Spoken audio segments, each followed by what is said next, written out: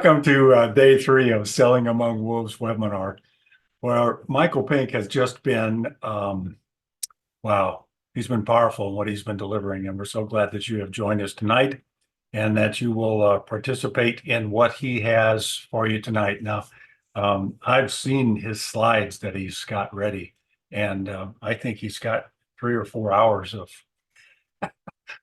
no, not really. He's got a lot of things going on tonight, and you're going to be blessed by it for sure. So we're going to kind of do the same thing as we did last night.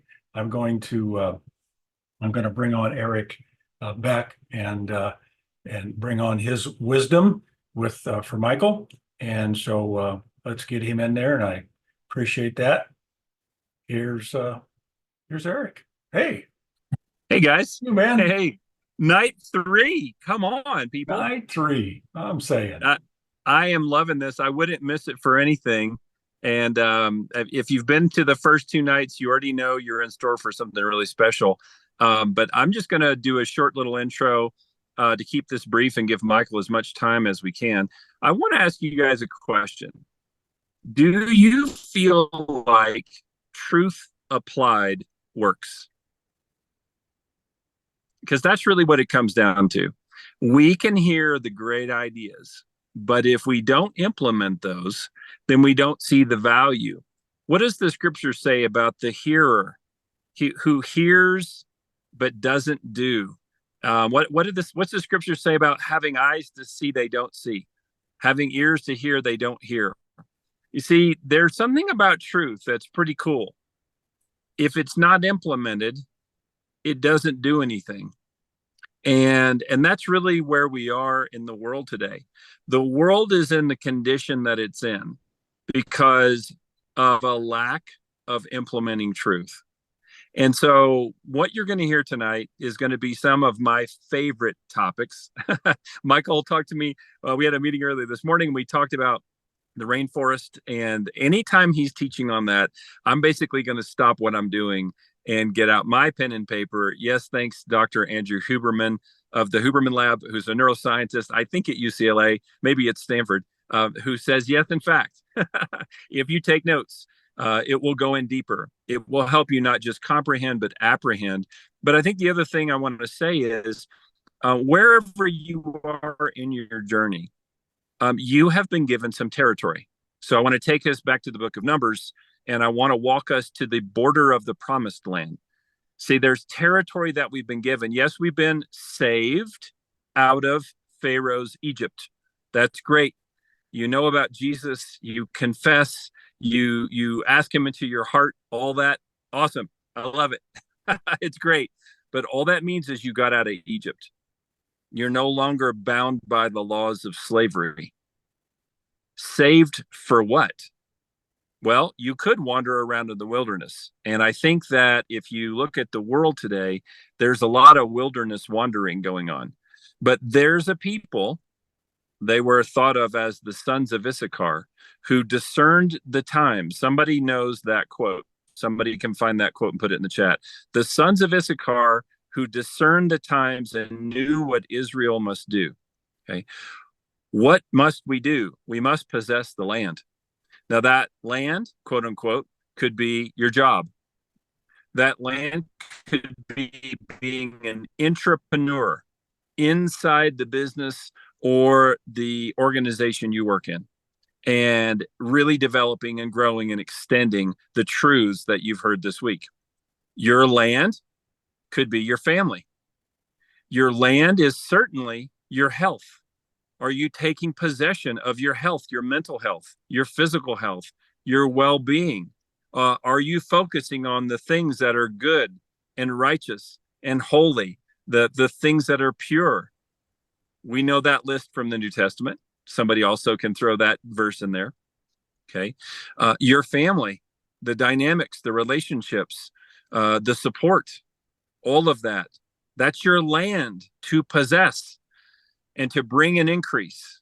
And obviously, if you're a business owner, whether it's 1 or 2 employees or it's 1 or 2,000 employees, that is territory. Now, the world has taught us that it is really just market share. but it's far more than market share. In fact, it's even more than mind share. This is really about understanding that there's a land, it's full of giants, and they are our food.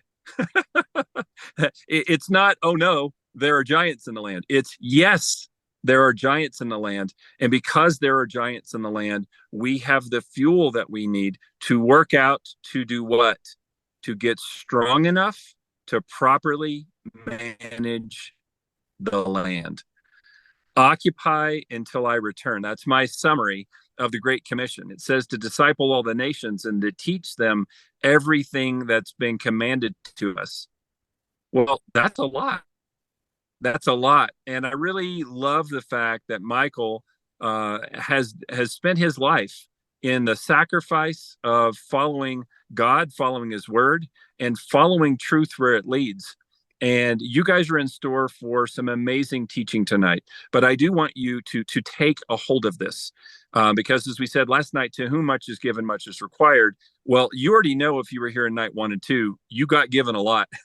You did.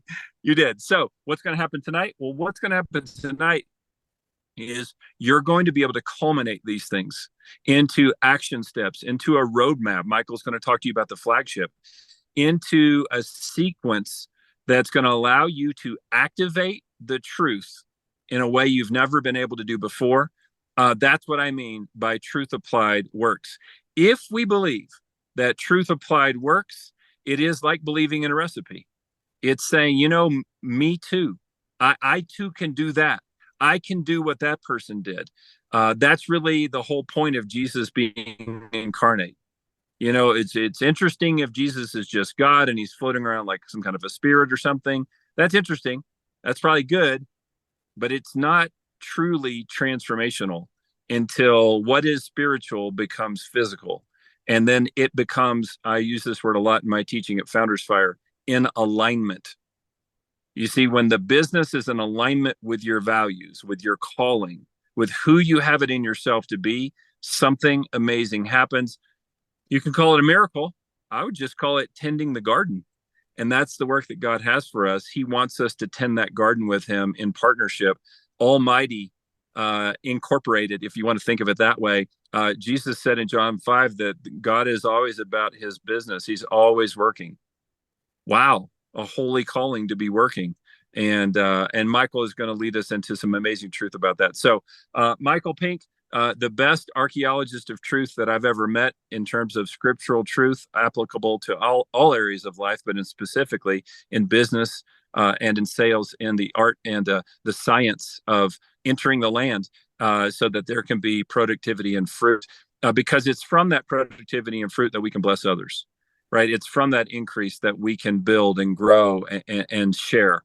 And that's what we really need to see. So I hope you guys are full of faith, because that's what it takes. Coming full of faith, expectant, asking for wisdom, and knowing that you're going to get it without measure. That's why I'm here. I'm here to learn too. So with that, I want to just welcome Michael Pink. Lead us, brother, and guide us. We're so happy to be here with you. Eric, thank you, brother. I love you. You're a good man. You're in Colorado. I wish I was there with you up in the mountains right now. We've been having monsoons down here in Florida, but you're so stout. And I would love people to know the depths of what you teach and because I have sat at your feet and listened to you teach about business systems and structures and things that I hadn't thought of. And you did one time, you put this big circle on a whiteboard and you said, pretend this is the sum of everything God knows. Now come on up here and show me how much of that you think you know. And it's like, well, when you put it that way, I don't think I can make a dot small enough, you know. Right. And so, Eric, you're a treasure in the kingdom and a good man, and I love you and appreciate you. So, thank you very much. Love you, brother, for hopping on the call here at this time. Yeah. Thank you. Yeah. And friends, I am going to be sharing some things with you. I'm excited. I have to admit, I do some things that I got to share my screen here, Wally.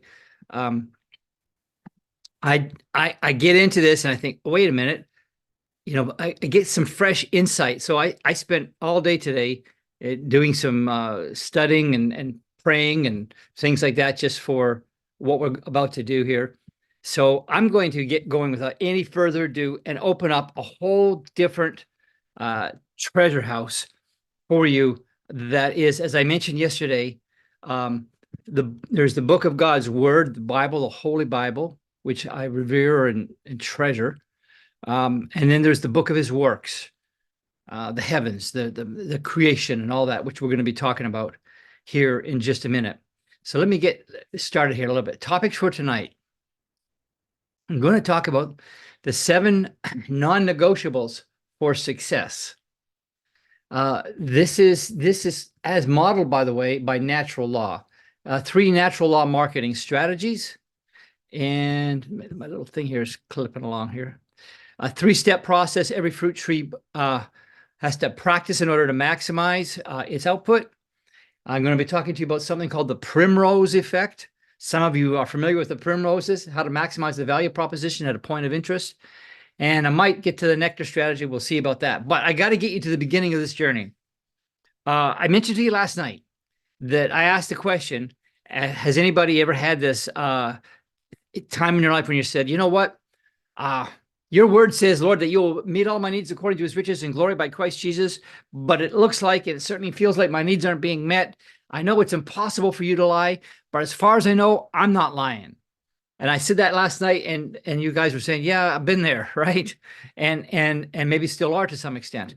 And so one day back in the 90s, I'm trying to remember what year it was, but I was in my backyard. That picture you see there is me, but that is not my backyard. That's in Panama, in the Panama Canal region. That's a big, big tree trunk. But anyway, I was in my backyard and I was saying, Lord, I don't understand. I said to him, here's what I said. I had these honest conversations with the Lord, and I think he likes it. I said, you know, the riches and glory are wonderful, but I've heard the streets are paved with gold. If there's any way we can work it out that, you know, you could just let me come to heaven, like for a little while, sweep those golden streets and maybe get some gold dust, put it in a dustbin, put it in a little bag, come back to planet Earth, cash it in and pay some bills. That would be kind of awesome. If there's any way to do that, Lord, can we work that out? And so that was kind of what I was wanting to do. And, you know, it was somewhat tongue in cheek, but say, how do I mean, great that the riches are there, but I need them down here. And I don't know how this works. And that's kind of where I was at. So I asked him, where does that work? So I went for a walk in the woods. I lived on 3 acres. I had nice big cedar trees and a little bit of a forest in the back. We backed up into some acreage, and I'm just walking where I used to pray a lot when I lived there. And he asked me a question. Now, some of you said that God asks you a question. I'm going to encourage you to listen to what he says, because this is how I try to live my life. He asked me a question that was so out of the blue for me. I thought, what? I was looking at a cedar tree, or he pointed it out to me, and he said, where did the tree get its wood from? Now, I don't know if you've ever thought about that, but like this bookcase is made of wood. That came from a tree. That came from a seedling, that came from a seed that used to be absolutely nowhere. But my phone, the metal in this phone, they dug it out of the ground. It's been there a long time. But the tree, this wood here, used to be absolutely nowhere. My desk, my tables, a lot of my furniture, if you go back 100, 200 years, it was nowhere. So when he asked me, where does the tree get the wood from? I said, I don't know, Lord. I'm not a botanist. At nighttime, when nobody's looking, to little pieces that, like microscopic chips of wood, sort of make their way towards this tree, and they just gets bigger and bigger and bigger. I said, I don't know how that works. And he said to me, when you find out where the tree gets its wood from, you understand how to get my riches and glory into tangible form to meet your needs. Now, what do you do when that happens? I'll tell you what I did. I walked straight out of that backyard, out of the woods, to my car, got in the car, and drove to the nearest library. I walked in, I asked the librarian, I need a book that'll tell me what it takes to grow a tree, preferably a children's book, something I can understand easily. She directed me to where I should go, and I opened it up. And it turned out there were 7 things that a tree has to have in order to exist. I thought 7, that's kind of interesting. That's a divine number. I'm okay. What does this mean? And I began to study on this. And for the record, I'm still getting understanding on this. But let me take you to it. There's the tree, there's the word of God combined there. What are the 7 non-negotiables for success? This is what it takes to produce a tree. And I want you to understand something. In a moment, you're going to see that we are called trees of righteousness, or some translations say oaks of righteousness, the planting of the Lord. Numerous places compare us to trees. I'll get there in a minute. So here's the 7 non-negotiables. Number 1, you got to have a seed. You got to have a seed. Okay, well, that makes sense. Now, in a business sense, that's like, I mean, in nature, the seed carries the DNA. The seed says, everything in it says this is going to be an apple tree or a watermelon or a cucumber or an orange tree or whatever it is, papaya, oak, whatever. That seed carries the DNA and it never fails. You never plant an apple tree, oh, I got another orange tree. It doesn't work that way. There's the DNA on it. It's everything it's going to be. In business terms, if you want to have successful business, you say, well, what is the seed? What is the DNA? What is the plan? What is the vision for the business? What does that look like? I need to be able to see the full scope of what this will be, because the seed contains everything that it will be. It will be a tree that will live so long, grow so big, produce so much fruit. It will do that. It's all contained in the DNA in that seed. What is God planted in your heart for your life, for your vision, for your business? That's number 1. And by the way, I'm not going to do this, and I'm not going to talk as long as I did last night, God willing. But this slide here could be the whole night. So I'm just skipping over the surface because I'm giving you enough to like, wow, I can do something with this. The second thing a seed must have, as you can imagine, is soil. You got to have a place to plant it. So a couple ways to look at that I have. And I always try to look in the scriptures to see what is a seed compared to? What is the soil compared to? A seed is compared to the word of God, for example. So what word has God spoken to you? And where does it get planted? In the soil. What is the soil? Well, look at the parable of the sower. The soil is the heart, is one of the places that you can look at. So I've got to get this DNA, this plan that I have. Some of us have started businesses because we thought we could make some money. But it wasn't a heart thing, it was a head thing. It was just like, oh, that's a good idea. You've got to get it from here down into your heart so that you can cherish it and nourish it and care for it and protect it and let it grow. And that's where faith works as well as in your heart. The second thing is from a physical perspective, when you starting a business, you got to say, well, what soil am I going to plant this in? Am I going to work in Sarasota, Florida, where I live? Am I going to work near Halifax, where others on this call live? And my parents used to live in Bridgewater, Nova Scotia, so I've been there. And where is it going to be? Where is that business going to be planted? Is it going to be online? Is it going to be all those kind of things? You have to know the answers to that question. Next, let me see. We got some folks waiting to get in the room here. Let me let them in. So next, you got to have. Let me close this puppy. You got to have CO2. Plants got to have CO2. There's all this stuff going on in we talk about, oh, rising CO2 levels. I got news for you. We got some of the lowest CO2 levels in history. Now, it might have been a little higher, this year than last year, possibly. But when CO2 levels rise, crops thrive, trees eat it up. It's like, oh, I'm being nourished again, finally being fed, because trees consume CO2. They are the planet's lungs, and they thrive they need this CO2. It's our problem. If we have too much CO2, we'll die, but the tree doesn't have enough CO2, it will die. So the CO2 is our problem that the tree solves. And so in business, you have to understand that we are in the business of solving people's problems. That's what we do for a living. We solve a problem. If you don't solve a problem, you're not really in business. You have to be able to solve a problem, even if it's just a recreational problem. Somebody wants to go on vacation. You can be their solution. Their problem is your provision. And your problem, by the way, is a source of provision for you as well. So next is nutrients. What is nutrient? What are nutrients? Nutrients are in the soil, and they are something that either they support the growth of a seed. Nutrients support the growth of a seed. Toxins deter the growth of a seed. So in business, what are the things that support the growth of the seed? Well, there are people. I've got a team. It's a growing team that helps me, like Wally, Eric, a gentleman named Marvin. Different folks help me in the mission, and we're continuing to grow in that. So I need certain things. I need certain technology, certain things. I've ordered a new sound system thing the other day that looks like it'll be a big help for us. I've got new computer equipment. I'm going to get new cameras. You know, there are certain things that will support the mission. What are the nutrients? What are the people? And by the way, you can get technical on it because the nutrients are organic and inorganic. The inorganic are like minerals. Okay, they're the rocks that have been broken down over time and they get absorbed.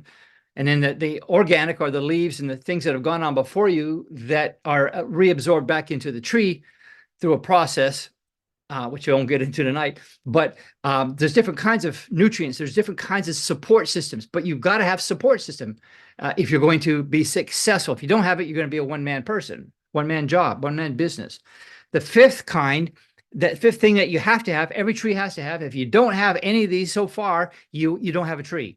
The fifth thing you got to have is water. Now, water is in the Bible analogous to knowledge. The Bible says the knowledge of the Lord will cover the earth as the waters cover the sea. Ephesians 5, it talks about the washing of the water of the word.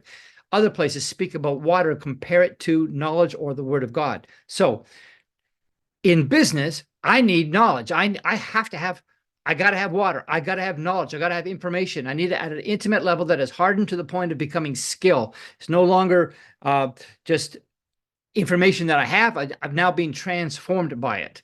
I have to have it at that level. That's what I need. And so every tree, every business, every person must have that level of knowledge. You've got to have it. And so you say, well, I mean, you can talk about it in your spiritual walk, your knowledge. You're growing in the knowledge of the Lord. Grace and peace be multiplied to you in the knowledge of Jesus Christ. There's a knowledge base that is meant to be continuous. Okay, so if I'm wanting to do well in my life, I need to have a good plan, a good soil I'm planting this in. My heart's got to buy into it. I got to have some problems that I'm going to solve, problems that I can solve. I need nutrients, support that's going to help me, and I need a continuous flow of water. And so I got to have those things. The sixth thing I got to have is light. Light is important. It's sunlight. Now in the Bible, the sun is compared to four things that I'm aware of. It's compared to God. It says the Lord God is a sun and a shield in Psalm 84, I think it is. So God is compared to light. So in my business walk, I have to have God involved in what I'm doing. I mean, that's a very big part of what I do. I have to have him. It also compares wisdom to light. And so part of the light that I have to have as a business person, as just a person, period, is I need the wisdom of God. The third thing I need to know is, like in Genesis, it says that in Genesis 1, that the sun, it says the greater light, was there to rule the day. So one of the characteristics of the sun is rulership or authority. And so what I need to know is, every day I need to seek the light. That means I need to seek God, seek his wisdom, seek his rulership or authority. And then fourthly and finally, in Proverbs, it talks about the path of the just is like the shining of the light. And so it's the right path or the righteous path. And so what I need to know every day to succeed is I need to seek him, have his wisdom, have his rulership, and say, Lord, what is the right path to walk on to solve this problem? Because light at the end of the day provides one thing. It's the one reason why it's here. It provides energy, which is a much bigger subject than I can get into today. And finally, the seventh thing, because if you don't have warmth, if it's 20 degrees below zero, well, the other six don't count. You got to have warmth. And the Bible says that faith worketh by love. Love, Greek is the word energeo. It's energized by love. You got to have love. You got to have. To me, warmth is not only love, but there's passion or there's intensity, the fire, if you will, of God. That's what seems to give it some of the warmth because the sun is pretty hot. So anyway, these are some of the non-negotiables. What I would encourage you to do is to say, okay, for my business, how clear am I on what this business is going to be? What about the vision? where am I planting this business, and what has it taken even root in my own heart, let alone in the marketplace I want to be in? What are the problems that I solve very, very well? What are the problems that I'm facing right now that that are challenging me, because the problem is the source of provision, the obstacle is the way. And you just go down this list and you're going to go, wow, this is a key to unlock prosperity in a very natural way, the way trees produce every day. One of the things I noticed when I was out today was I think of this all the time. I live in a lot of trees, basically like a bird sanctuary, but I have never gone out and heard the trees groaning and say, oh man, I'm trying so hard to produce an apple or an orange or whatever it is. You know, we're behind on our quota. I'm so stressed out. The trees, no, they are always at peace because of certain reasons, which I'm going to get to in just a second here. Now, this thing about where did the tree get the wood from? I want to introduce you to Johann Baptista van Helmholtz, who lived from 1580 to 1644. And he did something that I found to be amazing. He placed, this is roughly, because it wasn't in pounds, it was in kilograms, but he placed about a 5-pound willow tree in an earthen pot that contained 200 pounds of dried soil. And he put it inside his house where it could get light. And over a 5-year period, he added nothing to the pot except for water.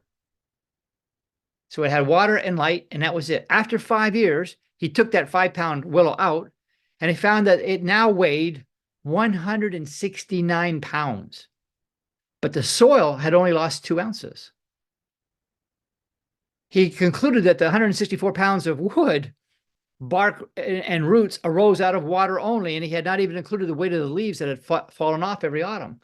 And so the question was, like, where did that wood come from? If you stop to think about it, it is the process of photosynthesis, but it's the miraculous power that God, the light, the wisdom gives you to transform the problem into a solution and produce provision. And that's the process. And so when you start to look at the world through a different lens, you're going to say, oh, I now know how to get wood or how to get provision out of seemingly nothing, because I'm going to follow the process that I've just outlaid for you, those 7 things, or the photosynthetic process, which is light, water, and CO2. Now, let me give you a biblical foundation here. For since the creation of the world, his invisible attributes are clearly seen, being understood by the things that are made, even his eternal power and divine nature and Godhead, as it says here, so that they are without excuse. So I can see Romans 1:20, the creation of the world, his attributes are seen, and you can understand them by the things he made. Number 2, Isaiah 61 says, to console those who mourn in Zion, that they may be called trees of righteousness or oaks of righteousness. Psalm 1 talks about the man who goes after the Lord. He says, don't go after the ungodly, don't follow the ungodly, right? But his delight is in the law of the Lord. In his law does he meditate day and night, and he'll be like a tree planted by the rivers of water that brings forth his fruit in season. His leaf also will not wither, and whatever he does will prosper. Walk not in the counsel of the ungodly, nor stand in the way of the sinner, nor sit in the seat of the scornful, it says. But that verse there is, he is comparing us to a tree. Jeremiah 17 does the same thing. 1 Kings 4.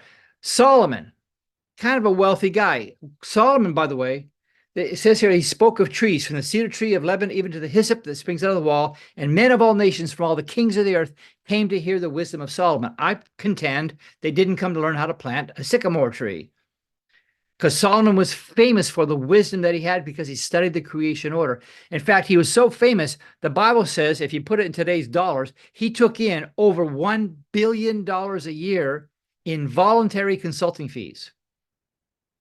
666 talents of gold, talent being about 85 pounds of gold. Do the math. It's over $1 billion in today's money. And so, and they came because he understood things. And so I was like, okay, I'm going to study this out a little bit. To succeed like a tree, what does that mean? Well, trees have a virtually 100% success rate compared to a business which has only a 4% success rate. Gentleman I know who got his doctorate at Regent University in business and economics and so forth, said, entrepreneurship, I believe it was, said that in his studies, out of 100 entrepreneurs that start, after 5 years, only 4 of them will still be in business with at least 1 employee and be making a profit. Those three criteria, 1 in 25, 4 in 100, compared to a tree, there's 100 of 100. Why? Because most businesses don't do what trees do. Trees have systems, they have controls, they have processes combined with creativity and innovation in a consistent and a persistent way. And if you model your business after a tree, it will be a freak of nature if you fail. Now, maybe you're hearing this for the first time. I've been studying this for a very long time, and I know where I speak. And my dilemma is how shallow I need to keep it so I don't get bogged down in the details here. I'm going to do my best to make sure that I don't. Trees as business models. Trees produce a fruit, right? A product. It's fruit, nuts, whatever it is. They provide value, shade for animals, for birds. They provide food. They provide medicine. They compete for resources. They compete for light, for water, for nutrients. They have multiple strategies to fight off threats like pests and pathogens. They turn raw materials into useful products through the process of photosynthesis. They form strategic relationships in their business. Like, for example, the Brazil nut effect. Brazil nuts are amazing. In fact, let me tell you something. The Brazil nut tree. I don't know how many on this call know about a Brazil nut. First of all, anybody here, are y'all familiar with Brazil nuts? Let me just see in the chat. Do you know what a Brazil nut looks like? Are you familiar with that? Just give me some ideas here. Are you familiar with Brazil nuts? Margaret, yes. Have you ever seen them in the shell? Okay, you've seen them in the shell. Have you noticed that the shell kind of looks like it's in the shape of a section of an orange? Have you ever noticed that? The actual nuts. Well, I didn't know this, but those sections, they're like sections. You have to crack that open, but those sections, a Brazil nut thing comes like this, the size of a grapefruit, and it has a thick, hard shell around it. And when you break that open, then all the nuts are in there. Then you break out the next shell to get to the actual nut. So these Brazil nuts, there's only one animal in the rainforest that has teeth sharp enough and jaws strong enough to open them up. And it's called an agouti. And I've seen the agoutis. I've been down there. And the thing about the agouti is it has no food. It doesn't farm. It doesn't have food. It needs to eat food. And it loves Brazil nuts. And it doesn't have any competition because no other animal can open them. And so the Brazil nut tree says, hey, agouti, I'll make you a deal here. I need to open up a shop down the river here, a little bit further down in the field. I want to expand the franchise a little bit, but I don't have any legs. I don't have any mobility. So if you don't mind, I'm going to let you have all the nuts you want, but I need you to plant some of them just down a way so they can grow up and become trees and we can continue the franchise. And so the agouti says, okay, I'll eat all those nuts, but I'll plant some of them for you. And he does. And maybe he thinks, I'm going to come back and get it later, but an eagle gets the agouti or something. But that's how the whole thing works. And it's a symbiotic relationship. And so I was studying that whole thing, this process of symbiosis, that is the way the rainforest works. Because when I went into the rainforest on many, many occasions, I noticed that the fruit that's on the trees, you never see a monkey, for example, going up to a banana tree and handing it 25 cents so it can pick a banana.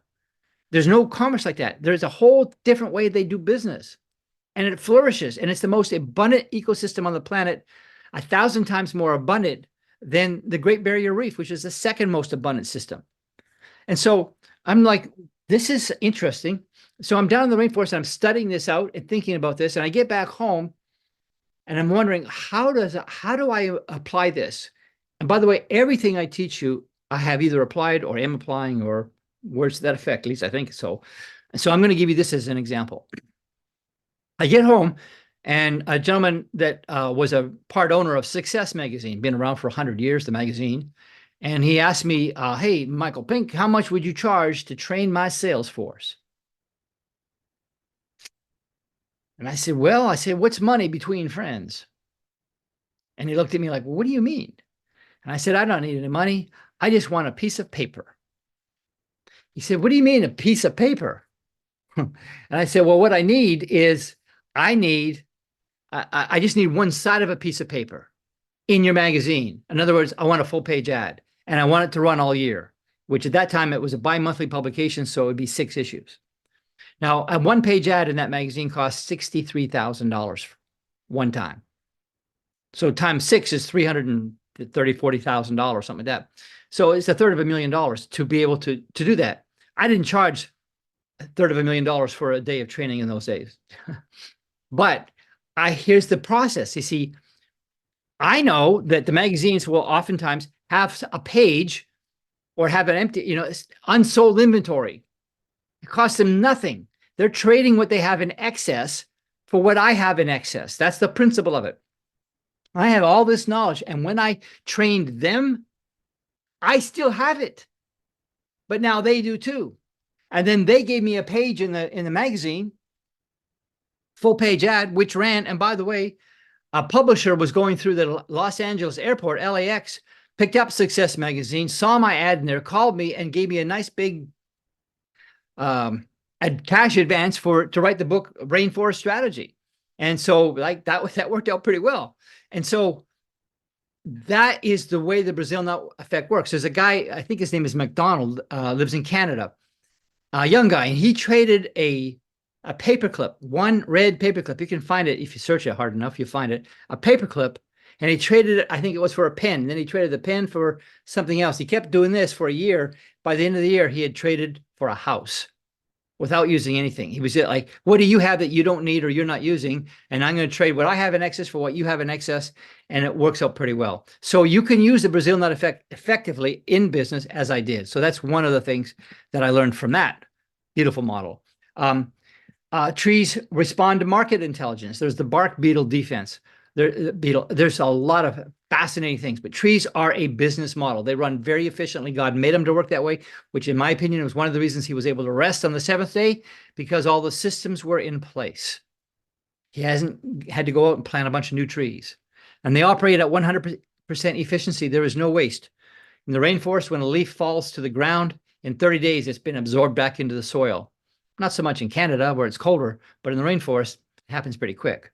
Now, trees operate as a business model. The sooner you understand that, not as an analogy, but as an actual fact, they are a system that does something. They are there as a working model for you to study, to say, how do you do that, Lord? Because I want to understand. They have systems, like they have something called phloem, which is like cash flow. It's phloem. It's one of the systems that moves nutrients from the soil through the root system all the way up to the leaves, and then it collects the sugar that the leaves produce through the process of photosynthesis, and brings it down and stores it in the roots, and then it pays vendors, because the tree has vendors. It has to pay vendors. It's another system. I won't get into that right now. So I went to the rainforest the first time, and went there because I felt like the Lord said, hey, I want you to go to Panama, or invited me to go there. And I said, okay. I went, I hopped in a plane. 2 weeks later, I'm down in Panama. Don't know why I'm there, but I'm there.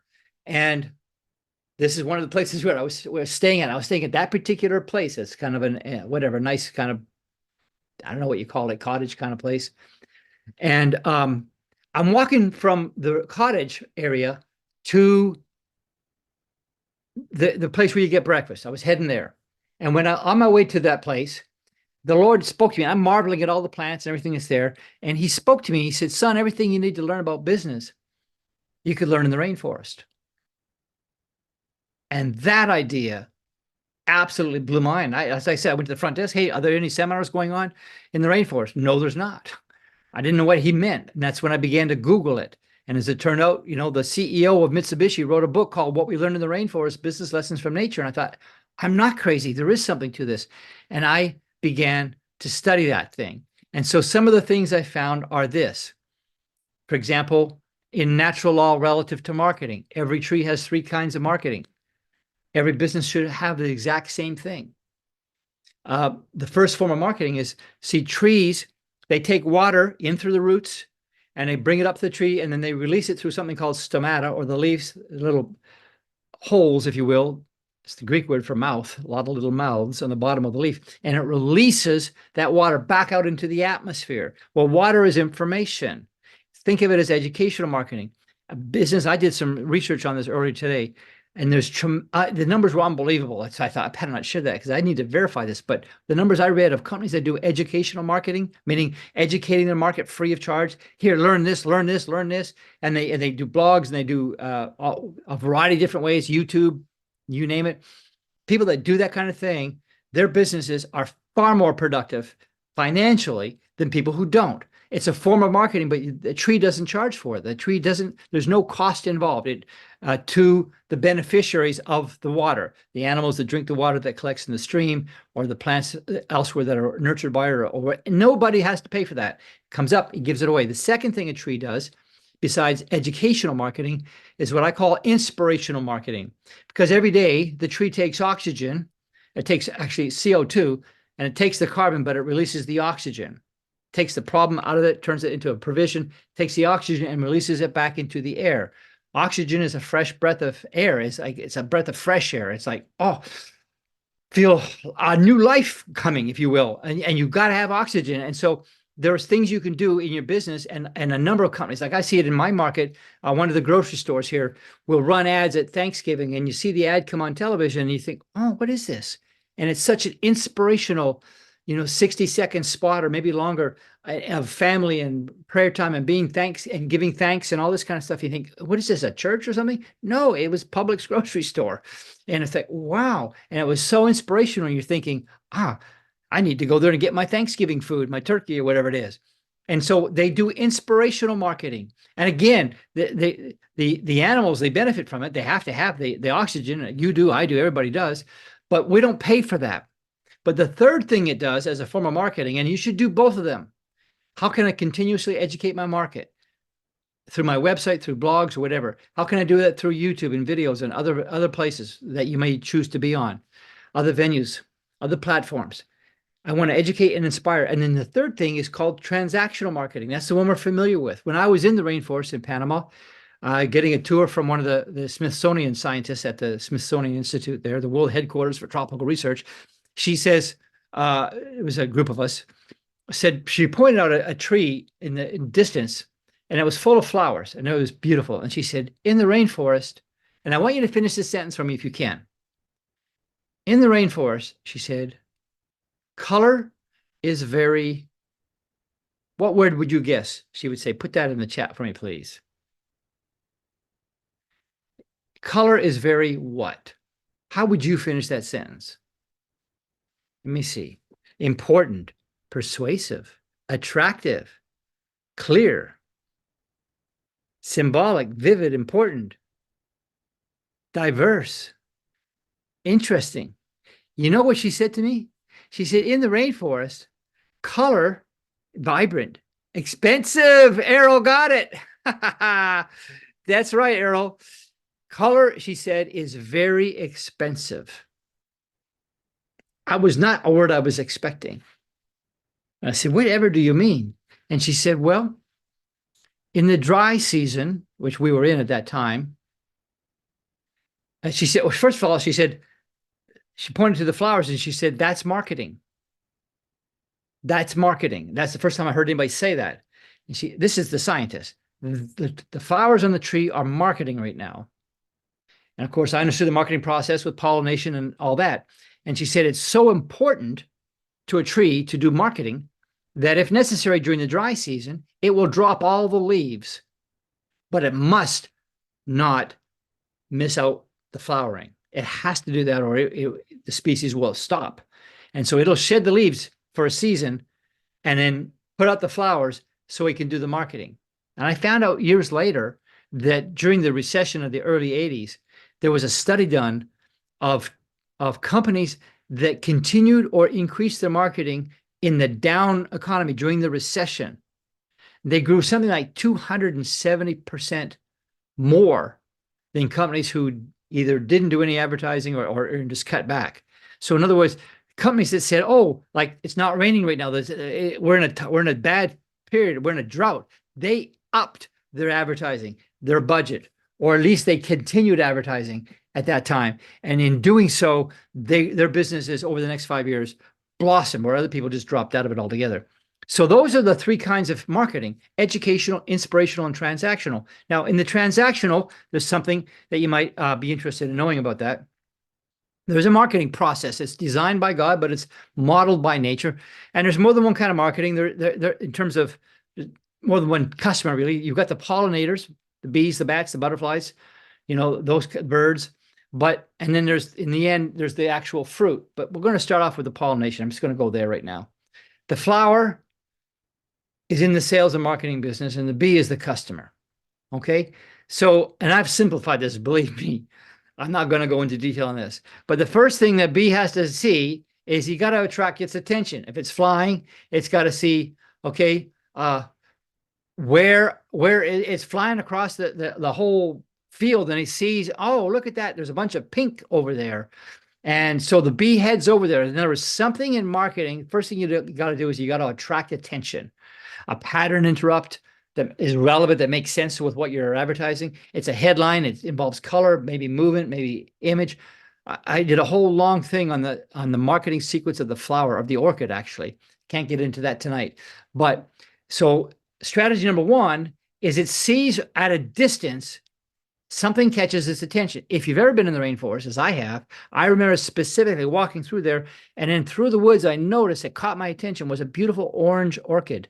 And I was riveted by it. I walked and trudged through the forest to get to it just to take a picture of this beautiful flower, because that's the effect. It got my attention, and I went closer just to take a picture of it. Now, the second thing that you have to do in marketing is the second thing a bee does, is you got to secure interest. So the bee gets close and it starts buzzing right there. And in the buzzing, it has to smell it. So when somebody sees your headline, you've got their attention, hopefully, and then they come and read their ad, you hopefully can secure their interest. And it's saying, does this pass the smell test? And it's kind of evaluating whether or not this actually passes the smell test. And then the third thing that happens after you got their attention, you got their interest, is you got to get their desire. How do you do that? Well, that's when the bee does something. It starts to have some of the nectar, which is very rich in sugar, and some of the pollen. And it says, oh, okay, which provides protein. And it's like, okay, now this does it for me. I love this. Okay, now you've got a desire. So what does the bee do? Like, is at the end of the day, it ate a meal? No, it takes the pollen and maybe some of the nectar. Not only does it feed it, but then it flies back to the hive and it does a referral.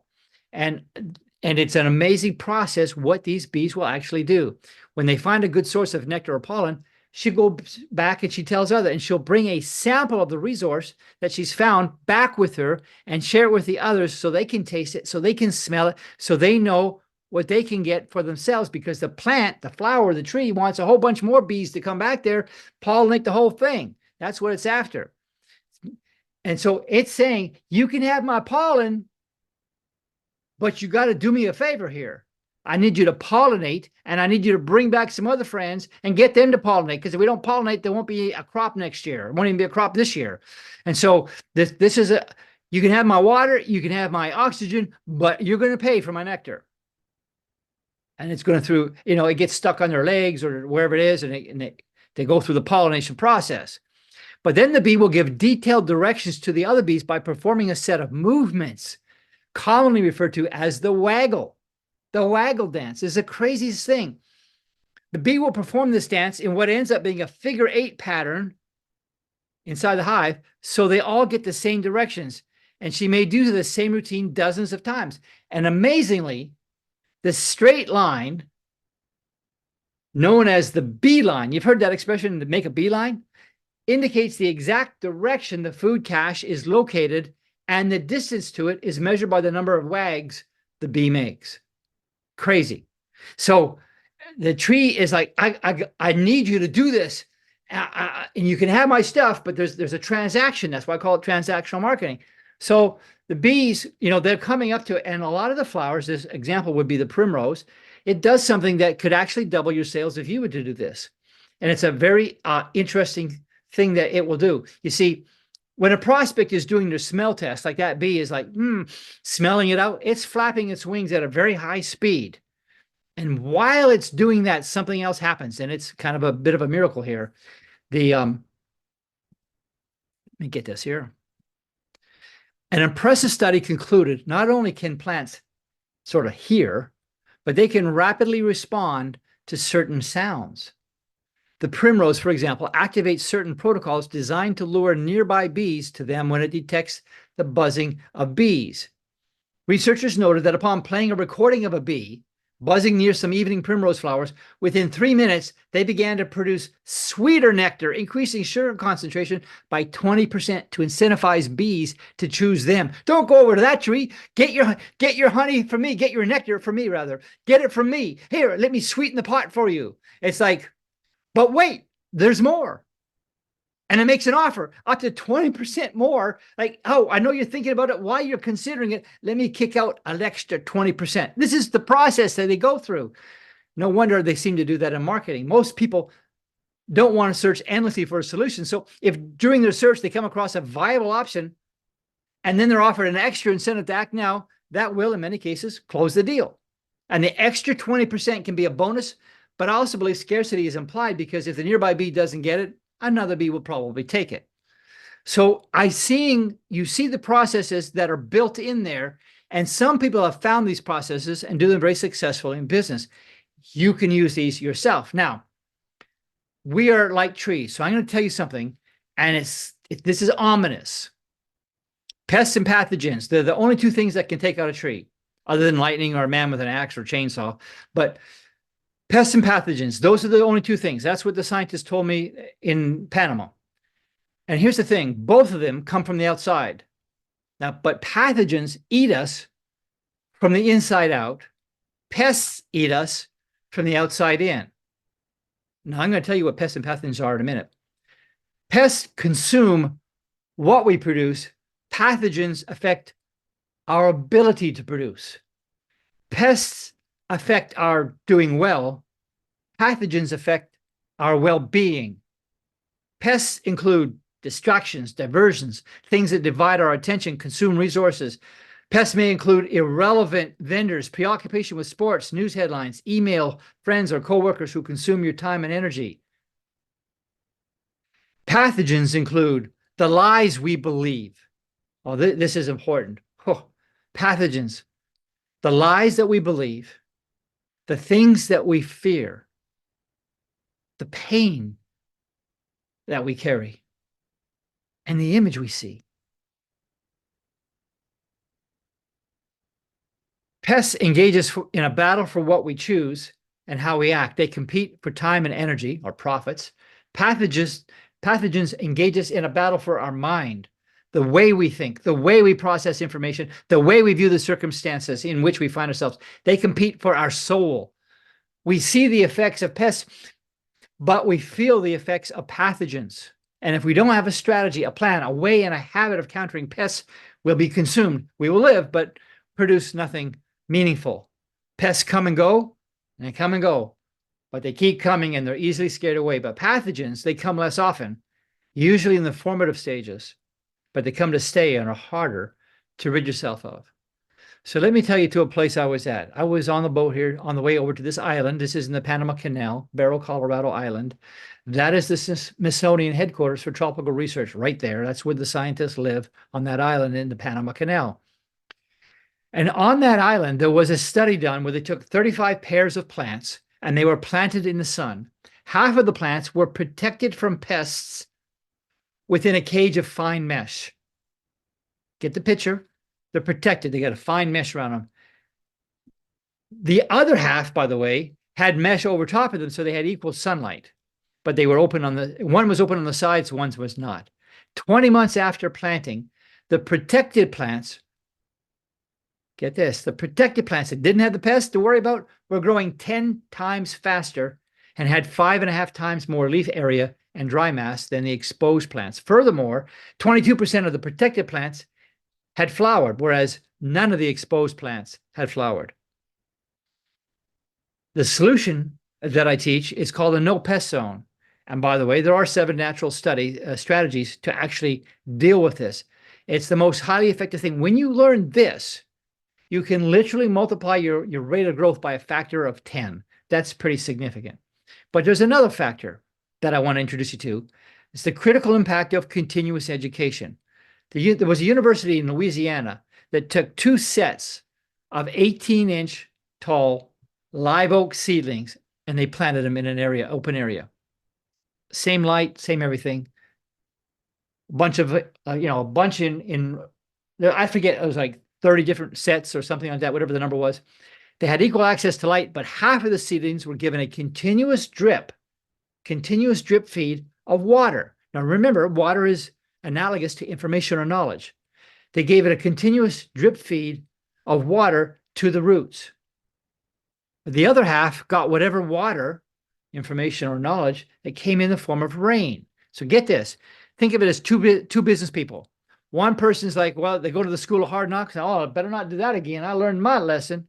Somebody else said, no, I took a course. I learned not to make those stupid mistakes. Okay.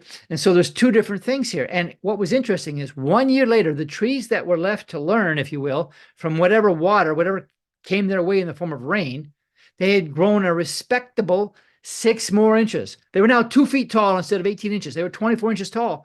That's like a 1/3 increase. If that was your stock portfolio, you might be happy. But the seedlings with a continuous drip of information, of water, they grew 78 inches and they were 8 feet tall. That, my friends, is 13 times more. That is the effect in front of you of a continuous learning and application. It doesn't just store up the water. The trees just don't get bigger and bigger full of water. They take that water and they produce with it. They use that with light, with the wisdom from God and the problems, and they put that together and they grow. And that's what they need, is they need the water for that. They need that knowledge, if you will. So our process that I bring to the table, that I'm involved with, says, okay, how do I get more focus? How do I do that? How do I get rid of the pests? How do I do that? Then we need to have focus. We need to have training. We need to have coaching. We need to have mentoring. And we need to have, we don't need to, but we can have a mastermind. And that's our process. And with your okie dokie, I'm going to probably spend 15 minutes and just quickly tell you what our process is. For some of you, this might be a good thing. We do training and coaching and mentoring and mastermind, and we help people get to some of these results that I'm talking about. So the Selling Among Wolves Coaching Mastermind program, there's a couple different entries, and I'm going to tell you about them. Everything we do here is observed in nature, biblically derived, and profoundly effective. And so, as we talked about last night, where are you? Are you on target for your goals? We talked about this last night. Where did you hope to be by now? Are you where you thought you'd be 5, 10, 20 years ago? How about your income? Is it where you'd like it to be? Your retirement, are you satisfied? Or are you going to be working at Walmart when you're 75? Why do you think you're not there now? Look at, you probably had some losses. I've had some big losses. I've taken some hits. You have too. I don't know how you can be as old as we are and not have done that. Question is, can you get back up from that and actually keep moving forward? You didn't know what you now know, probably. Have you been lazy or just ineffective? Maybe you were rowing in the wrong boat. I know I rowed in a boat that, like, oh man, I mean, some boats that people are rowing, they have like a 1% success rate. Pick a different boat might be a better idea. So how are you going to bridge the gap? That's one of the big questions, is how will you bridge the gap? And as I say, who are you listening to? It's one of the things I talk about. Many of you have a good opportunity, but you're not getting the results you see others getting. Do you know why? Who have you been listening to? Opportunity without skill is a wasted opportunity. Many people have the right opportunity, but they don't have the right skills, and they blame their lack of success on the opportunity being overrated when it was really a lack of skill. I hear people saying, I tried advertising on Facebook or YouTube or this place or that place. Advertising doesn't work. Oh, really? Or maybe you don't know how to do it. Maybe you don't know the laws of nature that actually make advertising work. Maybe you don't understand the principles that God put in there so it has a 100% success rate. Maybe it's the problem. Maybe it's not actually the concept of advertising. See, skill is impossible without knowledge. God's people are cut off, they're undone, they're destroyed, as I said, for lack of knowledge. Why? Because they reject it. They don't want to invest in it. They don't want to take the time in it. And listen, I know there's some time involved in that. How do you reject the knowledge? You choose something else. You don't say, I hate knowledge. You say, oh, I love watching these shorts or these reels or sitcoms or whatever it is. Okay, we choose something else, maybe good things, maybe ministry, maybe who knows, because you don't want to put in the effort, or maybe you just feel inadequate. And believe me, I've helped a whole lot of people that felt like they had nothing going for them in their mind, but they are wrong. There's nobody on this call that couldn't do incredibly well when you learn God's ways and you tap into that. Money is time in folded form, and knowledge is one of the best investments you can ever make. My friend Peter J. Daniels, some of you know Peter Daniels. He read 5,000 biographies. He was an illiterate bricklayer. Okay, got saved at age 26 at a Billy Graham crusade in Australia. He's now 90-something years old. And one of the things he did was he sat down and he began reading biographies. He studied the Bible and lots of other things. And he went broke 3 times, but finally broke through and became fabulously wealthy and has given away, like $100 million or whatever it is. Just amazing story. And he says, invest in your brain, because skill without opportunity will be courted. If you have skill, but you don't have an opportunity, somebody's going to come look for you, and the opportunities will come. Because the Bible says, do you see a man skillful in his work? He'll stand before kings. He will not stand before obscure men. So if you continue on your current trajectory with the next 10 years looking like the last, is that satisfactory? That's for you to decide. I don't know. Maybe it's great. Maybe the best 10 years of your life were there. If you could have 10 more like it, you're thrilled. Then by all means do that. What have you tried in the past to get you ahead, and how did it work? And why, if it hasn't, why not? And what's different now? And what are you counting on now? Do you have a plan? How's that plan working? And then, of course, you need to measure the cost of delay. Procrastination. A guy said this. I thought it was so brilliant. I like the sound of it. Procrastination is the assassination of all destination. So you have to ask yourself, what are the lost opportunities costing you? Some of you guys last night said it cost me $300,000. I estimated $1 million. Different numbers were up there. What would 2 times, 10 times, or even 100 times over the next few years do for you? And remember, I had one of my clients have 113 times, 113x in about a 2.5 year period. What would strong negotiating skills mean to you for the rest of your life? I got 7 words that I've used probably 100 times, maybe more, just in sort of easygoing negotiations, buying something or renting a hotel room or whatever, that has probably saved me thousands and thousands of dollars just by asking one question. And I've asked it so many times, my wife could say it in her sleep. The 3 biggest limitations and greatest leverage points you have are optional.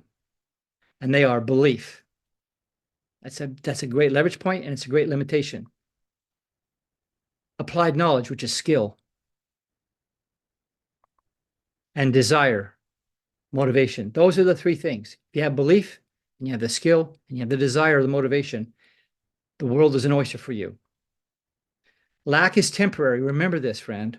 Some of you are in lack right now. Lack is temporary, but wisdom is forever. Now, the only result I can promise with a high degree of confidence is that if you don't do anything different, you're not likely going to experience anything different. And you got to decide, am I going to put in that or not? And that's up to you. And, I don't know where you're at in life. This may not be relevant, but that's fine. Some of you, this is exactly what you need. So the bi-weekly coaching program that I talked about last night, I mentioned, consists of this. We meet twice a month on the 1st and 3rd Friday of each month. So that, just so you know, our next meeting is a week from tomorrow. In addition to the bi-weekly coaching calls, and on those coaching calls, I should tell you, I do training, I do teaching, and then I take your problems, your questions, your challenges. We look at your websites or whatever you've got going. We critique it. There's a lot of stuff we do there. Plus, I have unlimited email support. I'm answering emails all day, every day, not all day, but every day, from people that are in our coaching group, sending me their sales letters, their ideas, their websites, you name it. Hey, I'm trying the questioning strategy. This is what I wrote. What do you think? I give an awful lot of support in that, and it's unlimited. There was 21 hours of previously recorded Jesus School of Business mentor sessions that are included in this. And you get the Selling Among Wolves book, digital, because I don't have any print copies except for 3 copies, I guess. You get the Rainforest Strategy book and the Bible Incorporated book. Those are included. And then, let me see. I've got to let Samantha get in here. Then there's a few bonuses. This is the nectar. You ready? In the nectar, you get access to the Jesus School of Business Vault. It has 380 plus videos and growing. It's on-demand video training in these categories. God's Best Kept Secrets. So far, there's 179 videos. When I'm finished, there'll be 400. We got 119 Selling Among Wolves videos. I got Succeeding Among Wolves, which is more business oriented, 69 videos, and Marketing, 14 videos. Then I got audio programs, Selling Among Wolves, 12 hours, Succeeding Among Wolves, 7 hours. This is one of the bonuses for joining the program. Number 2, there's the Jesus School of Business. There's the weekly self-guided Bible study. It comes out every week, and you can lead a group with it. You can take your team through it. Just do it yourself. It comes every week, and that has been very successful, very well loved. Number 3, you heard me talk about the God's Best Kept Secret book series. Well, that's included as one of the bonuses. Peter Daniel said, I cannot think of another self-help book that equals it. The guy's read 5,000 biographies, and he said this is the tops. The Benham brothers loved it. Os Hillman, some of you know him. Rick Osborne of Transform You, a dear friend of mine. John Beener, Herman Bailey, CTN, Dr. Joseph Peck. Some of you guys know these people. All gave it raving endorsements. That is also a bonus. And then lastly, Dr. Peter J. Daniels with, I think it's 5 honorary doctorates and 3 ambassadorships. This man is an amazing legacy, loves Jesus. Personally underwrote the entire Billy Graham crusade to come back to Australia because of what they did for him. Incredible story. I asked him for his library, his personal library of books that he's written. And I said, can I include that and give that to my students? And he gave me his blessing to do that. So when it comes to training, I just want you to think of something. I just checked it today, 1 year of business training, because I think that we do better business training that you're going to get. You can go to the local college, but I guarantee you after 1 year, you ain't got nothing what you're going to get after this. But 1 year of business training, depending what college you go to, is anywhere from $20,000 to $80,000. I'm not far off that range. You'll see in a minute. Or you can be a massage therapist for 5 to 20, beauty school for 10 to 20, get access to top experts, for $2,000 to $10,000, 3-day investing courses for $5,000 to $25,000. But getting a biblically based foundation like I have is a little bit rare. So our coaching program, here it is. The 1 year biweekly coaching program has a value of $49.97. The 21 hours of recorded sessions are worth $2,000. The unlimited email support is another $495 of value. The Selling Among Wolves books, and the 3 books are $45. And then the bonus nectar, the access to the Jesus School and all those courses, the hundreds of videos, $7,700. If they were sold individually, that's what you would pay. The Peter Daniels Success Library, God's Best Kept Secrets, the weekly self-guided Bible study. The total value of that program is $15,580. So it's a little less than the traditional business school, but it's a whole lot better. But the total investment with all components that I just showed you is $4,997. But I always offer a discount for a 5-day period because I don't want anybody to feel, I got to make I got to do this tonight. No. Take your time. Next Tuesday, it goes away. But for now, there's a discount of $2,000. So the investment is $29.97. I have to run a school. I have to staff it. There's a lot that's involved, and we're growing. So that is actually, that price will probably be doubling, or at least the $2,000 discount will go away. Not this week or anything, but it will be going away. But the discount does go away in 5 days. But you have an option. You can say, I'll pay 3 payments of $1,100, or a monthly option of $297.97 a month for a year. And it's not for a month. It's like, okay, I'm in this for a year because we're making a commitment based on the people that register. You're not going to drop out of school. You come on in. We're here for a year. We're here for you. We work with you. We help you. Very, very, very, very reasonable. Now, Wally can put this in the chat if you would, please, Wally. You can go to the JesusSchoolOfBusiness.com/SAW. That's where you can get it. And as I said, that price will be good from now until for 5 days after tonight. All sessions are recorded for later access. Now, that's the bi-weekly. There is the mastermind group, much more intense. It's every single week. I've got a lot of folks in that as well. It includes everything in the coaching option, plus you get double the number of live coaching calls because it's every week, except for holidays and things like that. And then you get an additional access to over 250 hours of previously recorded mastermind sessions, which are, ask anybody in them, amazingly intense. It's just like what we did the last 2 nights, but there's 250 of them. So there's a lot of content there, and it looks like you see on the right there. It looks a little bit like that. And then there's some bonuses here. The bonus number 1 for the mastermind folks is Eric Beck's flagship assessment for 12 key factors that determine success for any business. And it includes a business model health index, systems ranking, a strategic roadmap, and a 30-minute consult with Eric Beck. You know who he is. I won't have to introduce him.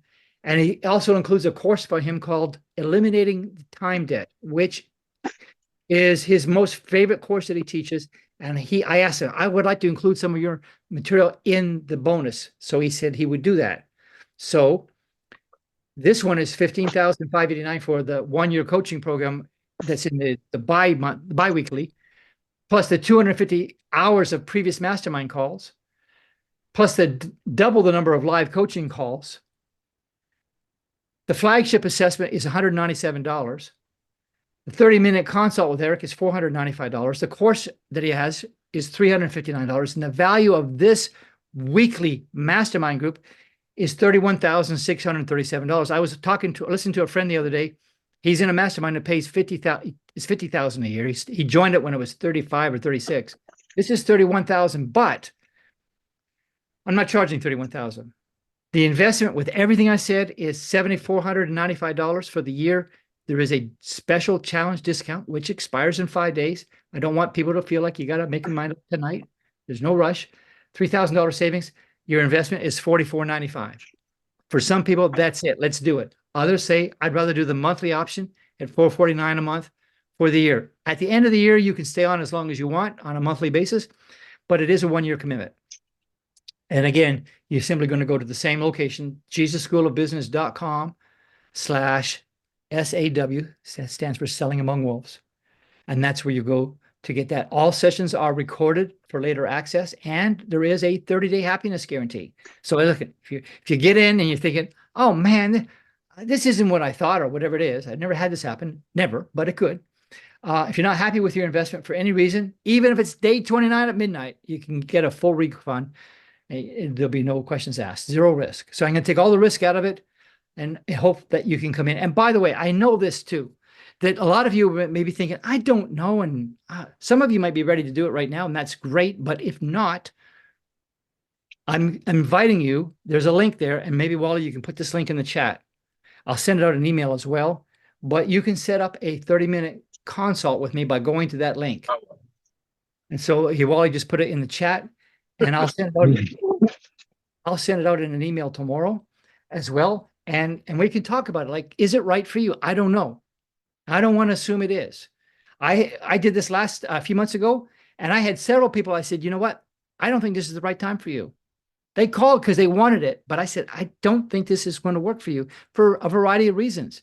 And I mean, I've turned down a $20,000 coaching thing. I have a $20,000 program that I had for a number of years, and somebody wanted to give me that, and I said, you know what? I don't think it's the right thing for you.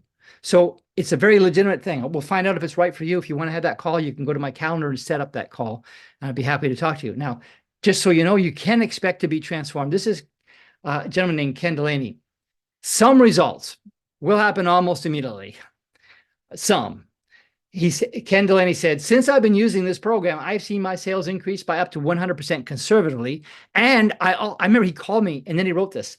I also signed our company's largest client, an account worth over $8.2 million. I never would have called on him if I hadn't done what was suggested in the program. And guess what it was? It was the Moses square sitting strategy. And he sat out front of this big hospital. He was going to make a call. He was really nervous. And he played that tape over and over. And he wrote down the questions. And he went in and he walked out with an account worth $8.2 million. That, I'm sure, I tell the story because that's not normal, but it happens, right? And then Joe Johnson, the serial entrepreneur, he was insolvent. He bought a company that was insolvent. And it went from, here's what he said. I ended up buying a distressed educational company that was insolvent and on the verge of collapse. The first thing Michael did was to dramatically improve some of our conversion rates using his innovative strategies, which I'm going to be sharing with you guys if you get in the program. Within 4 or 5 months, we were current with all of our creditors. And by the end of the year, we had done 30 million in revenue and 6 million in profit. So it works. So instead of doubling your sales, like, Ken Delaney said, maybe all you had to do was increase it by 20% or 30% for the rest of your life. Would it be worth it? If you added a few $1,000s to the occasional deal in your business and personal life for many years to come, would it be worth it? because anybody can read a book, anybody can listen to tape, watch a video. But why you can do that and watch videos and watch golf games like a pro, whatever, it's the coaching that makes the difference. So that's what I'm here. Let me just look at you. I know there are a number of people on this that say, I can't do that right now. And some of you can, you just don't think you can, but I'm not going to press that point. I want to help you. This is what I choose to do because God actually encouraged me strongly to go in this way. And I said, Lord, how am I going to do this? If I'm only going to do it to Christian or biblically based, I don't know how this is going to work. But he said, don't worry about it. I said, okay, sir. And so I want to help you. I desperately, in my heart, desperately is the wrong word. I eagerly, passionately want to help. I also have a business, people on the payroll, and things like that. So I've made it as reasonable as I could. And I promise you're going to get way more value in 1 year of this than you're ever going to get in 5 years of business school. And you'll get that return a whole lot quicker. And so I feel pretty passionate about that. You can set up a free consult again using that link. You can go there now. My schedule's there. You can hop on and book an appointment and we can talk about it. Because I don't want to assume that it's right for you. I don't know what is right for you. And there's nothing in me that wants to talk anybody into anything, but I'll answer your questions. And so that's it. This is the thing I'm thinking. We got to be more productive. How do I get rid of the things that are consuming my time? How do I get rid of the pathogens, the things that I fear, the lies that I believe, the pains that I carry, the image that I see? How do I change that? And then how do I actually practically, hands-on, grow my business, get more customers, get more leads, and close more sales without compromising your values, without becoming a wolf, without joining the pack? So that's the business I'm in, is helping people do that. You can go to Bible school. Bible schools cost whatever, many, many thousands of dollars a year. Nobody complains about that. This is a business thing. So I'm teaching biblical content. And by the way, you'll find there's a gentleman I have in mind right now that I can think of in the ministry for many years, got disillusioned, got sort of feeling on the outs of everything. And he got involved in this program and he said, man, you have revived my soul, revived my spiritual life. And everything is looking sweeter and beautiful. And, it's a very good thing. And that's part of it, is to grow in that realm. So that's it, my friends. That's what I have to offer. For some of you, it's the right thing. I don't know if it is right for you. I don't want you to feel like you got to make up your mind before we get off the call tonight. I hate that kind of nonsense. You might already know, and that's fine. You go there and you can order it. Our class starts a week from tomorrow. You will have access to hundreds and hundreds of videos, which you can take on your own schedule, your own time. Plus, you'll have either the biweekly or the weekly coaching calls and unlimited email where I actually help you and guide you. It is a crazy good deal that I'm offering anybody that wants to do that. I think it's a great opportunity. But that's me. Screen share, Michael. Stop my screen share. Yeah. Thank you. Okay. Thank you, bud. So, okay. And, okay, I got it. So I'm just looking. Oh, Eric Beck's on the call. I didn't know he was there. Still there? Or is that the beginning? I'm not sure. Amazing. Hey, Eric. I didn't know you were still there. William, every person on this call stands before kings. That is why we are here. Yeah.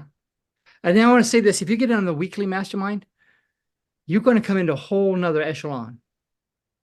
Because Eric Beck is part and parcel of this process, because you're going to get to go into this flagship assessment. It goes through 12 strategic areas of a business, analyze it at a level you've never analyzed your business before.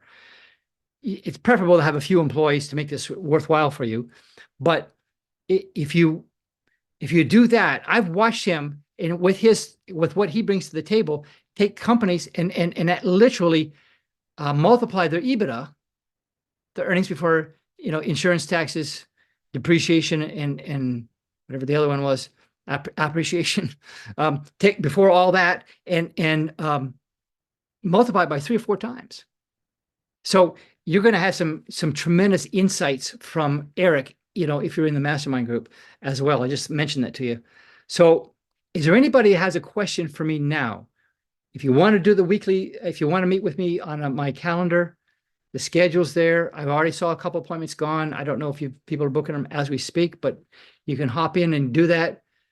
I'm here for you, and we can talk about it. There's a good question in the chat, Michael. Okay. Is your program teaching the integration of AI? Oh, does it? That's a good question. I use AI on a couple different things. For example, AI, to me, it's like a sophisticated Google. If I go to Google and I say, I want to know something, like I want to know some study information, some data, like give me some statistical data on the benefit of advertising during a recession. And you go to Google, you'll get who knows what. If you go to ChatGPT or some of these programs, it will compile it all and give you a report. So yeah, I talk about that. You still have to fact check some of those things. Second thing, I will tell you this, a little secret here. But recently, and I'd be happy to show up, but I don't want to take everybody's time. But recently I had a client who I do some client work. It's big ticket stuff. It's, if you need that kind of help, I can definitely help on a corporate level, but I'm not really angling for that because I want to help more people. And that's why I do it in a group setting. But I did help this gentleman. I felt like the Lord said to do that. And so I did. But one of the things he wanted on his website, he's a very established company with employees and, been in business a long time and all that, was he needed to have some landing pages. Well, I know all about that. I know Eric Beck will tell you a little bit about that too. And I see someone's got their hand up. We'll come to you in a second there. Well, that's William. Okay, William, hang on. So I created a video for one of his landing pages. And I used AI to do that. And I was blown away by what it did. I sent it to him. He figured he'd have to spend $30,000 to $50,000 to do that. I did it in 15 minutes. And it cost me $25. And it was phenomenal because I knew what to feed it. So I share those kinds of things, how to use that. Absolutely. I don't consider myself the world's leading expert on AI, but I know that it's there and I know how to tap into the positive sides of that and do that. So yeah, that's the answer to that question. Now, William, he's got his hand raised up. How do you let him talk? I don't know how to let him. He is really dark on camera. Okay, so he's not on camera, apparently. There he is. He's there. I just couldn't see him there. Okay. Apology. Can you hear me okay? Oh, there you are. Yeah, you're definitely dark, but I see you. Yeah, I'm actually outside right now. It's getting dark here in Charlotte, but I wanted to actually, number one, thank you, Michael, for the wonderful content. I've been able to apply this almost instantaneously, the teaching in the last couple of days. So anything beyond that is going to be huge for anyone on the call. I've known you for years, and I'll tell you, you put me into paralysis years ago. I was working for a consulting firm that really didn't have the ethics that I really wanted to be a part of. And I was reading your Bible Incorporated book, and it literally stopped me in my tracks. And that's when I had to form my own company. And that was, I guess, about 20 years ago now. I remember meeting you and Eric years ago. And so anyone on the call, I would just affirm that this is the most incredible man I've ever met in terms of understanding biblical business. And I've applied this for years and years and years and read almost every book you've written. So I just want to thank you, Michael, because you're not paying me to be on here or even suggesting that, but we had a brief encounter in Sarasota. And from that encounter, I left to go meet my client who had invested a couple $100,000 into AI. And then I wrote the book, Authorized Intelligence. And here's the difference. Artificial intelligence is a lot of the hype that's out there and the nonsense. But Michael is producing what I'm calling authorized intelligence because it actually takes the word and applies it. So if you're going to be using AI, authorized intelligence is so crucial and amazingly important. So thank you, Michael. We appreciate you from Charlotte. And Thank you, Sarasota. William. That's awesome, man. Thank you. Thank you very much. Appreciate the comment. And Andres, yeah, the AI, I use it frequently. I use it to come up with images. You can always tell an AI image though, and so I don't use them very much. That you can tell, and I don't ever let them write anything for me because I can write better than AI. But it does do some good things, and so I use it as a tool for sure. But I don't teach a course on it. But I can show people, here's how I do it, and here's how you can use it, and that'll help. Errol Kerr, and I hope I'm not missing anybody. Divine intelligence, Linda says, yeah, authorized intelligence is divine intelligence. So Errol Kerr says, blessings, Michael, is your program compatible with affiliate marketing or those who are part of a consulting company to promote an affiliate digital product? I need to understand the question better, Errol. When you say, is my program compatible with affiliate marketing? Do you mean if you enrolled in mine, you'd be more effective as an affiliate marketer? If that's the question, 100%. If you mean it that you're affiliate for other people and do online marketing, would this be helpful? 100 or maybe 1000%. If you mean something else, then please come back and explain it because I'm not sure. Let me see if I want to see if I'm missing anybody. I don't mean to be missing. Wally, please make sure I haven't missed anybody's thing. That's the questions here. Thank you for the comments that, golly, I'm just scrolling back. Okay, so let me get to the newest ones here. Kit, hey Kit, great unforgettable seminar. You always favor and blessings increase upon you and your team. Thank you. Divine intelligence, thank you. One course offered by a God-driven coach is $4,000. Month course of the many offered. $4,000 money course there many offered. I'm not quite sure what you're saying, Connie, but this is those who know.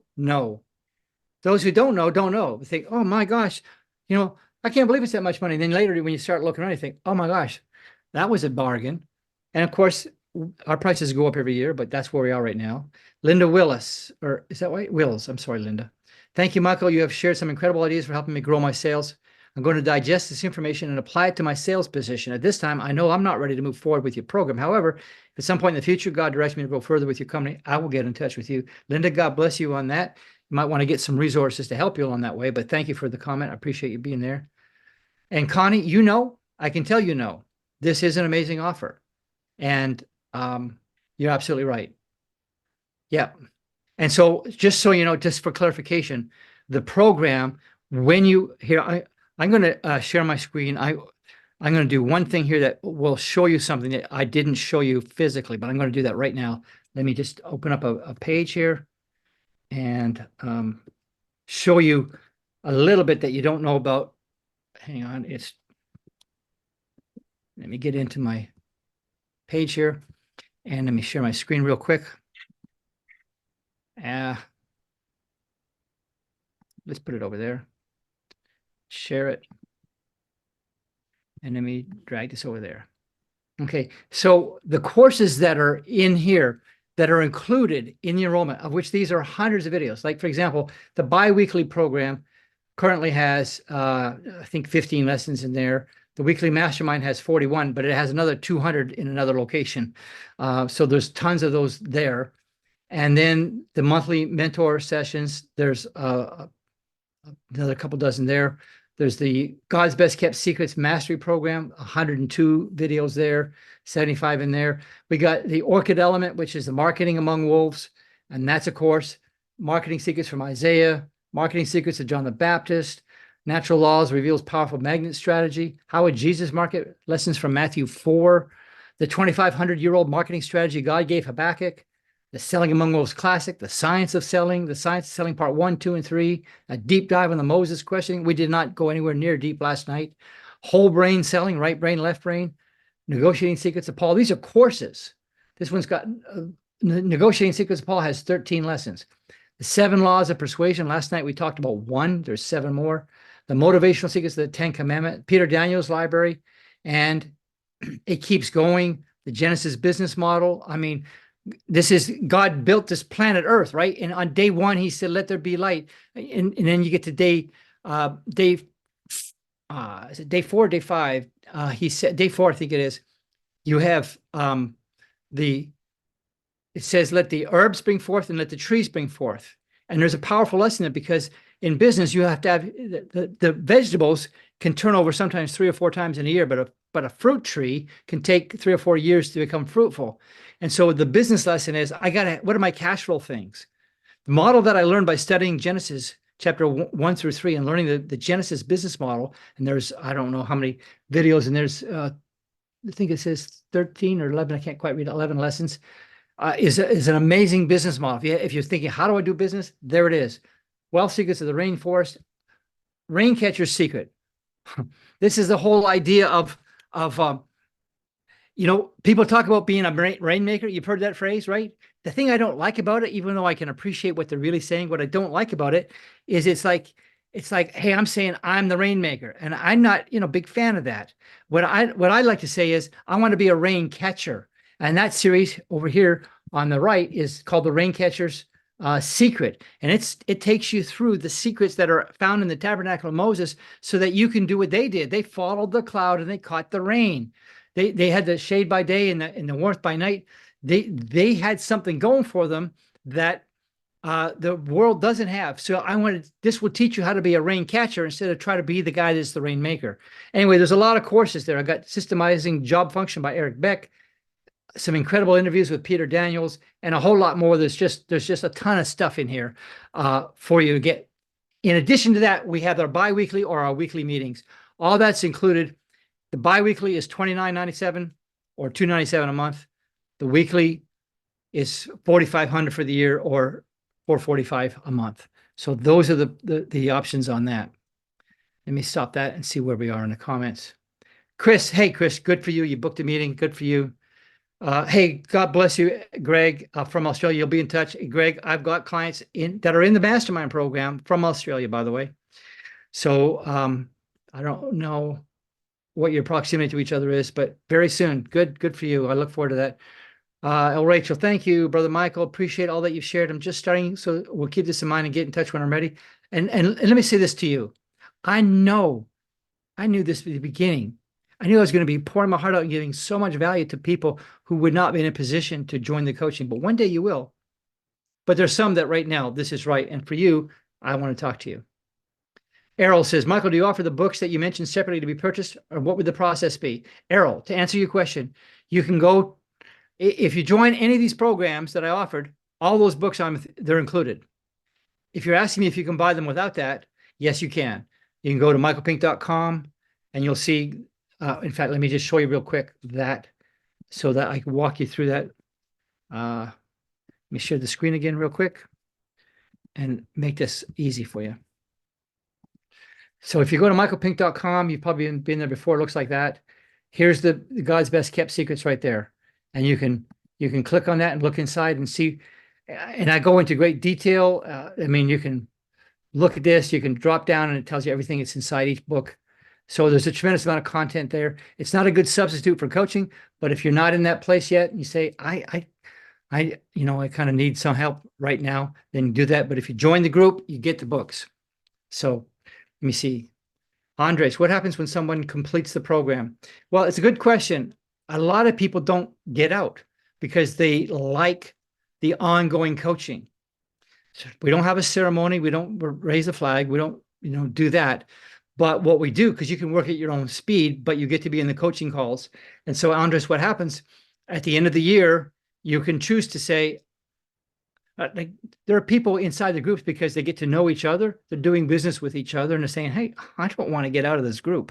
So that'll be up to you. You can stay or leave, your choice. Yeah, William says, in my humble opinion, we never complete a program. We're all in a state of continuous improvement. Thank you, William. Euphemia, thank you, Michael, for a great 3 days. My first time hearing your work, and this training is so powerful. I'm going to invest in your books. God bless you. Wally just put a link for that. Fair enough. Ladies and gentlemen, I'm not in a hurry. I'm still here if anybody needs or desires any other help, questions. I see Judy Pink is on the call. Sweetheart, do you have any questions for me? I'm just kidding. And then I see Evelyn. Evelyn's been in the Jesus School for quite some time. And there's Wesley. Brother Wesley, good to see you. And there's Rachel right there. God bless you. So, hey, Chris, looking forward to talking with you. Anyway, rest of you, hop on a call with me if you want to talk about it. Because maybe your business is like, oh, well, I do this, I do that. We'll chat through it, we'll talk through it, and then you make the decision that's in your best interest. Whatever that is for you, that's what I want. I leave it up to the Lord. I just put it on the table, serve it up to you. And if it's good for you, and I will tell you over the next few days, I'll be emailing you, setting up the appointments and giving you probably some more information that would be helpful to you to say, oh, because there's things I didn't tell you. Bunches of things, but I mean, I'll probably share some testimonials and things like that. I'll be emailing you over the next few days. So, all righty. And before I let you go, hey, thank you. Let it rain. Wesley, where'd Wesley go? Hello, Wesley.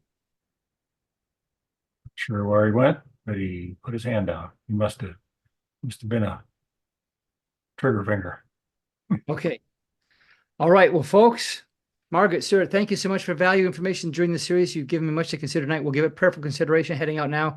Thank you for the thing you shared with me about Benjamin Franklin and George Whitefield. That was awesome. Thank you for that. And that's it, guys and gals.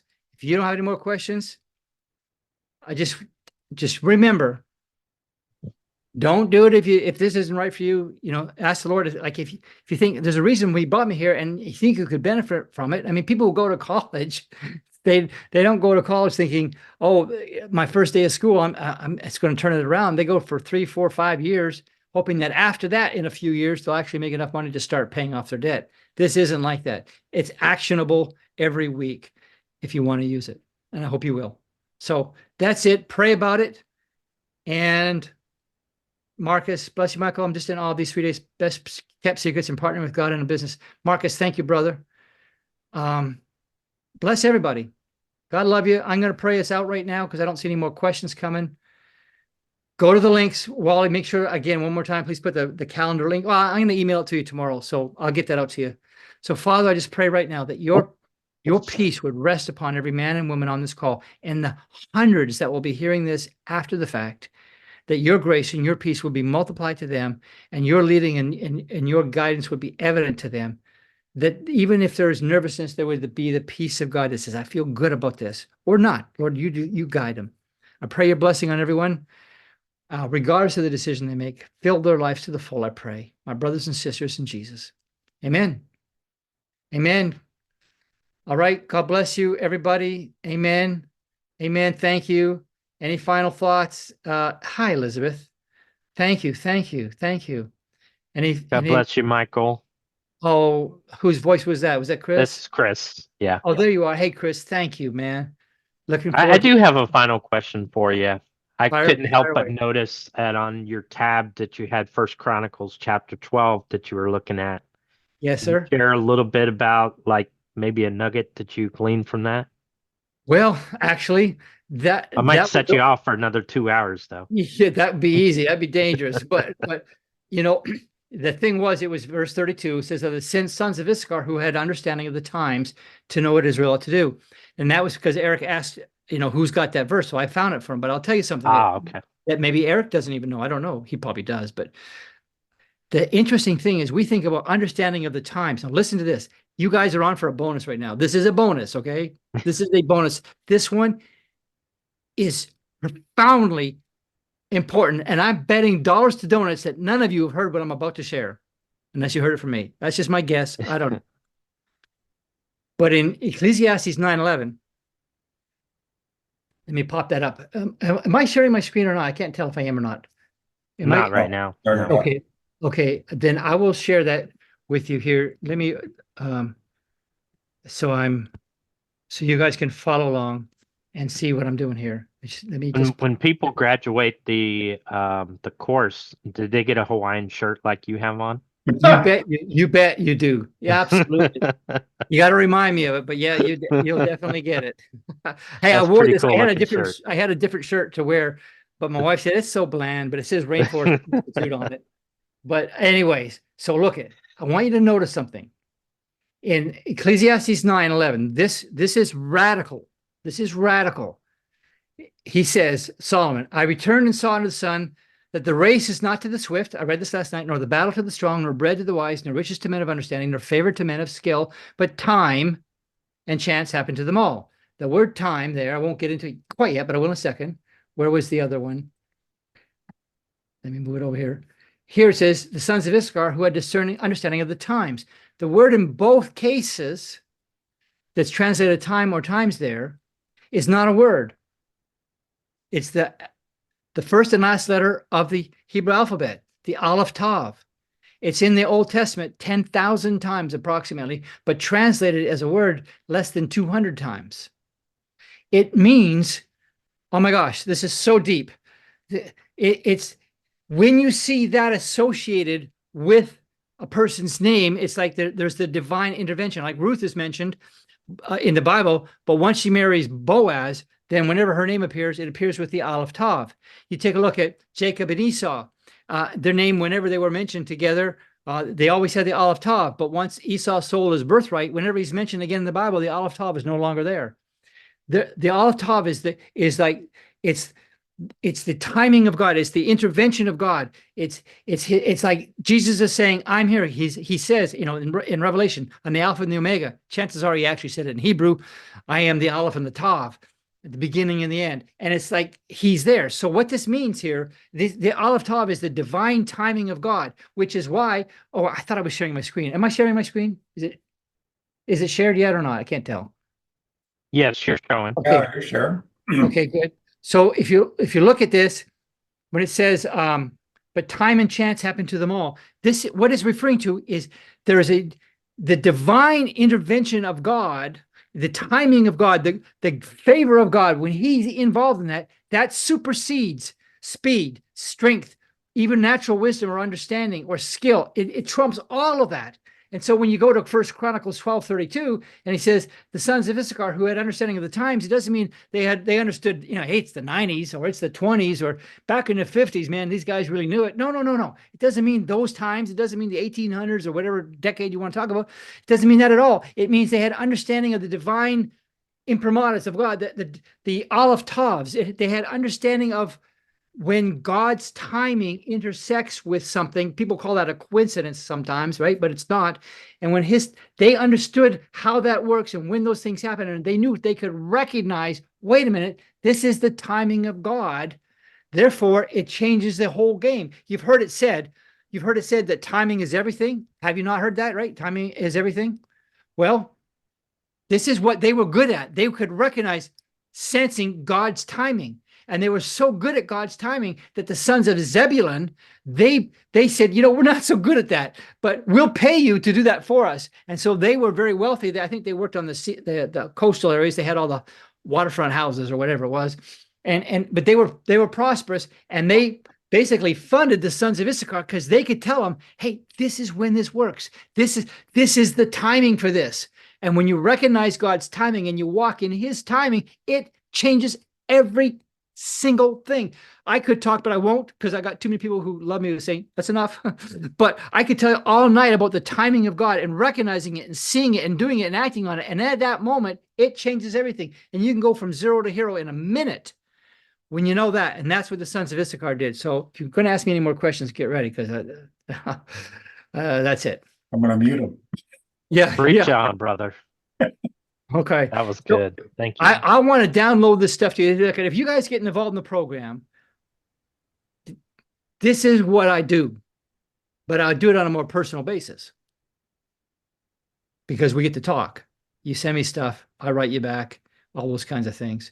So that's what would be happening. And so that's it. So for some of you, if you think that's right, you're not sure, hey, just book an appointment and let's talk.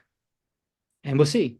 As you can tell, there's no pressure tonight, and it sure won't be any pressure any other time, because here's the thing. Any deal you have to get with force, you have to hold with force. I don't do it. I don't operate that way. I don't believe in doing that. So I don't. So I love helping people. I love seeing turnarounds. I've turned around so many companies, you would not believe it, that were on the verge of disaster. Again, I got to stop because I got all these things coming through my mind to tell you. I'll tell you what, I'll email you guys a few things in the next few days and keep you up to speed that way, so I don't wear you out tonight. All righty? Anybody else want to throw a bomb at me and ask you another question? God bless you, Michael. I'll see you. All right. Put some fuel in that engine. Thank you, William. Praise the Lord God Almighty. Yeah. He is. Oh my gosh. You're going to love this. Thank you, everybody. Thank you, Linda Willis. Thank you, Kit. Thank you, everybody. Glenn, God bless you, brother. Appreciate, I can see that smile, man. Appreciate it, brother. I appreciate all of you. Connie, every one of you. All right. God bless. Bye-bye for now. Thank you, Michael.